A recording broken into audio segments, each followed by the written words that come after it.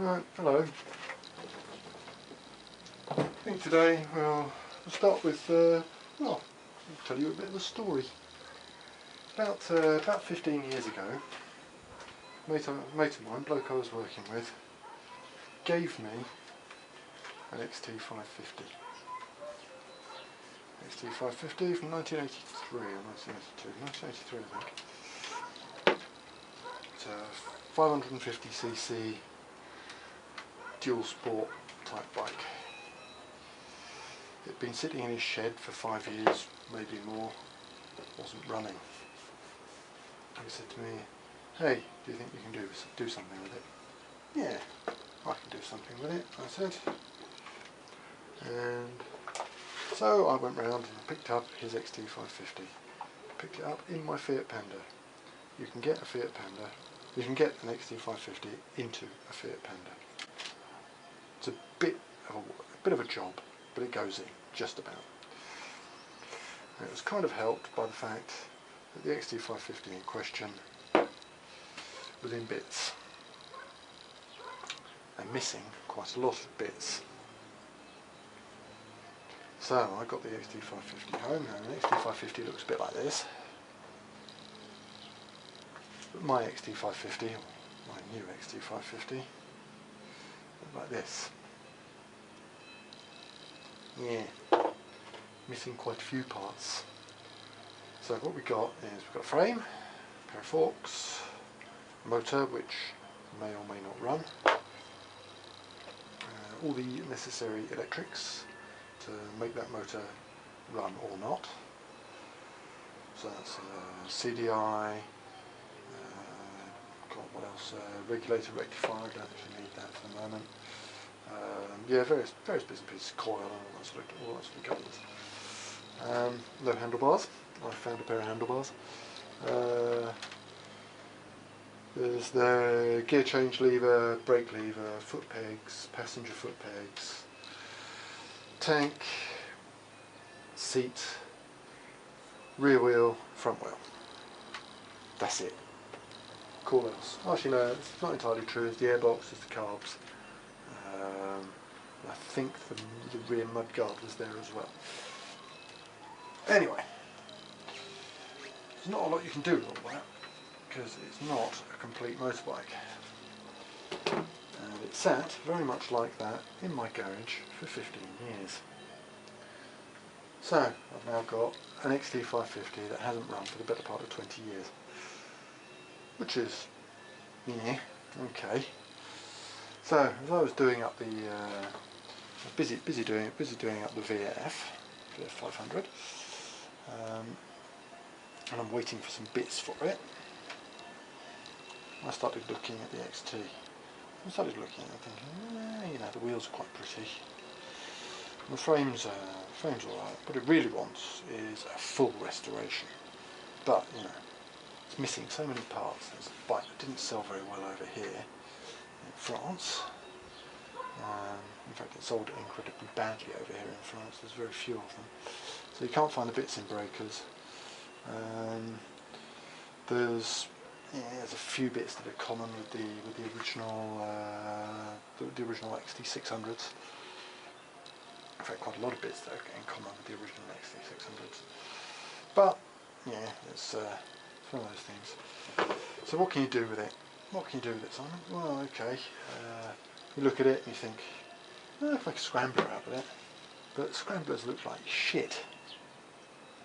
And then you look at it again and say, well, you know, probably make a tracker out of it. You know, trackers look like shit. What it really needs is a full restoration. Oh, I couldn't look looking at it. I thought, well, you know, I quite like the look of the spoked wheels and all that. They're a bit, yeah, big mono. It's yeah, cafe racer. Why not, eh? Yeah, that's all well and good. Cafe racer. You swap out the front wheel for an 18. Back's 18. Front's 21. So I'll find a hoop for an 18-inch hoop and lace it onto the front hubs. I should drop the front slightly, but you need to drop the front quite a lot more because it's got this hugely slack head angle. great big bouncy forks poking out the front. It kind of looked like a what are they called? God, the word's gone away from me completely now. Supermotard, and they look like shit as well. So don't like those. Get a proper tank on it. Cut down seat. Yeah, okay, we can make something, but we're going to need to do something with the forks. So what we've got here is the gubbins of the left-hand fork for an XT550. At the lower, pressure cap sits on the top. Underneath that goes spacer, spring, spacer, spring support, little spring, spring supports, main spring, damper rod, like that. Now, I've got best part of 8 inches of travel on these forks, defined by the damper rod, about 20 centimetres. So on the bottom of the damper rod you've got this little chap here. Basically that is the travel of the suspension. It's a bit less than that, but because you've got to go through the bottom of the fork and all that sort of cack. So anyway, that's yeah, about 20 centimetres of travel. I want to get that down to about 10. Now, I want to shorten the forks by about 10 as well. Now what you could do is you could drop the forks 10 centimetres in the triples. But you could. Actually, as it happens, they aren't the same diameter all the way down. They're 38 here, they come down, they neck down a bit at the bottom, they neck down at the top. So your triples have to stay in the same place, they have to stay here. Not to mention the fact that having that much fork sticking out the top of your triples just looks like cack. So that option's out. And anyway, if we drop the fork by 10 centimetres in the triples, we're not doing anything to affect the stroke, which means that the wheel comes up into the engine. So what we want to do is we want to keep the top out at the same place. We want to drop the length of the fork by getting off 10 centimetres, stiffen it up because it's an off-road fork. We're going to be using it mainly for road work, so we want to stiffen it up as well. And that's the game. So the way to do this, generally speaking, is you put a spacer onto the damper rod. The damper rod defines the travel. So when your damper rod is installed and your fork's totally topped out, yeah, damper rod's installed and the fork's totally topped out. If it will come through, you have yay much damper rod poking out the top of your fork, the bottom of your fork. So what we can do is we can add a spacer so that we start further down. Okay, so then we're only left with yay much travel. Follow so far? That's quite easy to do. What I need to do is to machine. Just clean that, and that's all crappy again. I should clean the inside of the stanchion, really, shouldn't I? Never mind, just git. So, if I cleaned this properly, that'd be a good idea. So that is plan number one. We put in a spacer on the bottom of the damper rod by the amount that we want to reduce the travel, and by the amount that we want to drop the fork. So it's something that basically sits over like that. So that would do the job. So I need to machine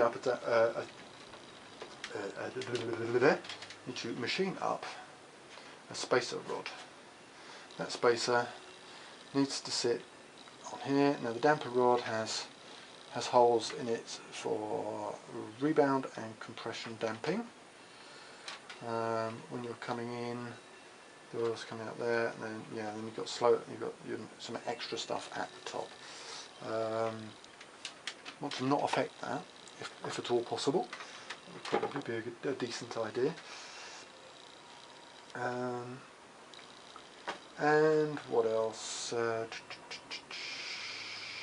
Right, yes. So at the bottom end of the fork, what we have is, let's look on the damper. I think it may do. Yes, it does. That's the bottom out on the damper. That's the top out spring. That's the top out spring. So that needs to stay in place. There we go, like so. That screws into the bottom of the fork. A very big, tight bastard that it is. So what we have is we have a first spring. This is quite soft, 9 centimetres long. Then we have the main spring, quite a bit stiffer. And then there's air in the top of the fork. And what that makes is a progressive suspension. So you start by compressing the air and the first spring. That takes up a certain amount of the first part of the travel. Then we come into the main spring, which is stiffer, and then the last bit is taken up by the main spring and the air, which compresses, and that goes progressive. So as this comes down, the air is more and more compressed inside the fork, which makes the suspension progressively stiffer. Now, what we can do to stiffen things up, typically what you do in a fork where you've only got one spring, stick your spacer on the damper rod, chop that much off your spring, and away you go. So you've got a shorter spring, it's a bit stiffer. You keep your travel, you've reduced your travel, and you've dropped your fork. That's a pretty classic way of doing things. Now I've got an extra bonus here because I've got this chap. Now if I lose that, add its spacer. Well, I don't even need to lose the spacer, but I do really need to lose the spacer. If I lose that, I can just install the mainspring. So I can lose that much travel straight off. That much travel is, if I can find my grab a little ruler, that is, yeah, 9 centimetres, pretty much bang on of travel. 9 centimetres is just under 4 inches for anybody playing along in those terms. 9 centimetres, yeah, okay, that's a decent amount of drop off the forks, decent amount of travel to take out, and we're taking out the softest bit. Good start. So, what we need, 9 centimetre spacer on here. Then what we can do, we can make the fork more progressive, more stifferer, by dropping some volume reducers down the inside of this spacer. Volume reducers is something you use quite a lot on mountain bikes with fully air suspension. What you do is you reduce the volume in the inside of the fork, which basically means that the air compresses faster, gets harder, you stiffen up the top end of your fork. Bottom end of your fork stays relatively soft. As you get closer to the top out point, that's where things get stiffer. So this spring here stays in place. That is the top out spring. So if the front end of the bike comes off the ground, that stops it going dunk. And XT550s are kind of known for taking the front end off the ground. Happens quite regularly. They are wheelie monsters if the engines are running properly. So what we're going to do, make up a spacer for that. I'll get onto the lathe and we'll give that a bit of a go.